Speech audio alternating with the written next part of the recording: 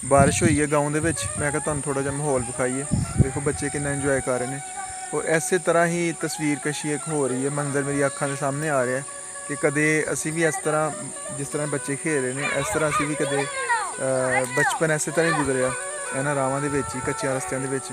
देखो जी खेत ने साडे और ए नाल सामने नदी है दूसरी साइड ते उस नदी च नहाने सा जो बारिश आती सी इंडिया वाली साइड तो पानी आंदा सी बहुत ज़्यादा और इधरों इस साइड तुसीं छलांग लगानी पानी च पानी क्योंकि तेज़ सी पानी का बहाव तेज़ होंदा सी ते ओह अगले गाँव दे विच जाके असीं निकलदे सां किनारे लगदे सां ते बड़ा मज़ा आंदा सी। बड़ी अच्छी लाइफ सी बचपन दे दिन और तुसीं वेख सकदे हो कि अज दे तरक्की याफ्ता दौर दे विच भी कुछ देहात ऐसे ने कुछ गाँव ऐसे ने जिस तरह साडा गाँव है कि अजे भी कच्चे रस्ते ने उस तरह ही और बच्चे बजाए परेशान होने ते इंजॉय करते हैं क्योंकि मिट्टी दे विच बच्चे खेलते हैं और ये भी साढ़े वास्ते एक सबक है कि इंसान ने मिट्टी हो जाना तो इंसान की असलीयत भी यही है।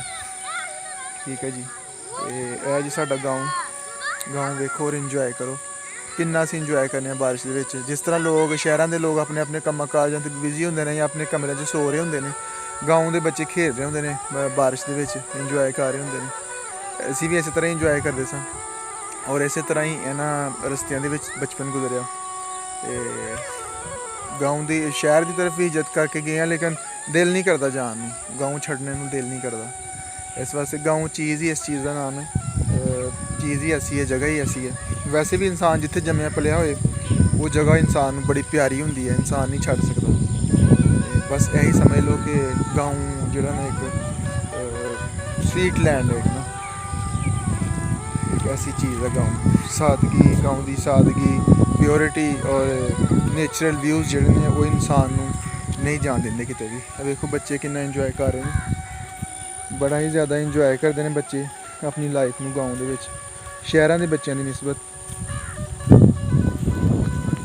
गाँव की हर चीज़ हर रंग ही गाँव का जिहड़ा ना बड़ी अच्छी मंजर पेश करते। देखो कच्चे रस्ते ने हालांकि गुजरना भी बड़ी मुश्किल है लेकिन फिर भी गाँव के नाल मुहब्बत है प्योर है हर चीज़ ओरिजिनल नेचुरल हर चीज़।